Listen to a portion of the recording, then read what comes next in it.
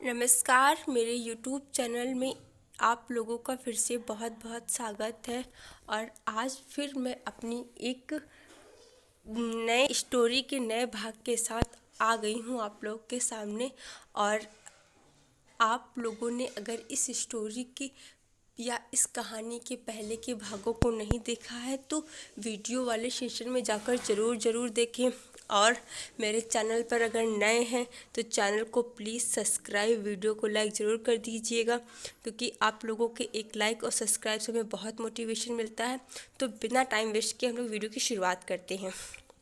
जब पूर्वी के भैया को पता चलता है कि पूर्वी और राजू एक दूसरे से प्यार करते हैं, और तब वह पूर्वी के साथ राजू का मेल मिलाप बिल्कुल बंद कर देते हैं, क्योंकि उसके भैया को यह हरगिज़ पसंद नहीं था कि उसकी बहन एक ड्राइवर से प्यार करे। और एक दिन पूर्वी अपने अलमारी में कपड़े रख रही थी, तब अलमारी से एक फ़ोटो गिरी, और जब फ़ोटो को नीचे से पूर्वी ने उठाया तो उसके पुराने दिन सारे वापस लौट आते हैं कि वह किसी और से पहले प्यार करती थी जब वह कॉलेज में पढ़ाई करती थी, और उसके बाद उस लड़के ने पूर्वी को बिना बताए शादी कर ली।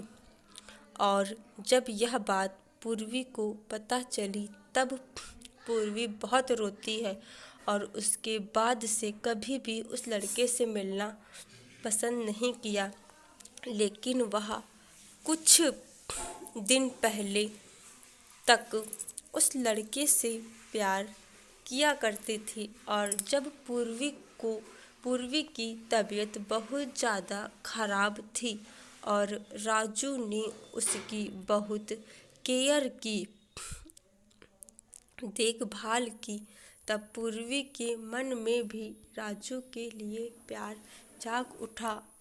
जब पूर्वी के भैया को यह बात पता चली तो उसके भैया उन दोनों के प्यार के खिलाफ थे, और उसके बाद उन दोनों का मेल मिलाप भी बंद कर दिया। और अब पूर्वी घर पर रहकर राजू को याद किया करती, और राजू को उधर उसके भैया ने नौकरी से निकाल दिया था, और अब राजू भी दूसरी नौकरी के लिए दर दर भटक रहा था। और अब पूर्वी के भैया को अगर कहीं जाना होता था तब वह हमेशा राजू को साथ ले जाते थे, लेकिन राजू को नौकरी से निकालने के बाद राजू की कमी बहुत खल रही थी। उन्हें और कोई दूसरा अच्छा ड्राइवर भी नहीं मिल रहा था। पूर्वी के भैया के ऑफिस में सुबह सुबह मीटिंग होती है, और फिर पूर्वी के भैया गाड़ी को खुद चला कर ले जा रहे थे, और उस दिन थोड़ा जल्दी में भी थे, और तब उनकी गाड़ी का एक्सीडेंट हो जाता है, और पूर्वी के भैया को काफ़ी चोट लगती है। और उसके बाद राजू उन्हें अस्पताल लेकर जाता है और उनका अच्छे से इलाज करवाता है।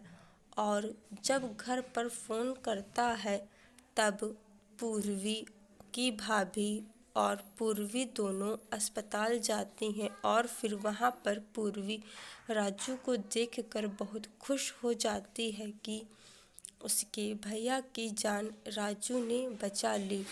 और जब उसके भैया को होश आता है तब उसके भैया को पता चलता है कि उसे अस्पताल लाने वाला कोई और नहीं राजू होता है। तब उसके भाई को राजू पर थोड़ा रहम आता है, और फिर वह पूर्वी और राजू के रिश्ते को स्वीकार करने के लिए पहले एक शर्त रखता है कि उसे पहले अपनी पढ़ाई पूरी करनी होगी, क्योंकि राजू ने सिर्फ 12वीं तक पढ़ाई की थी, और फिर उसके बाद उसके भैया के बिजनेस में भी उसका साथ देगा।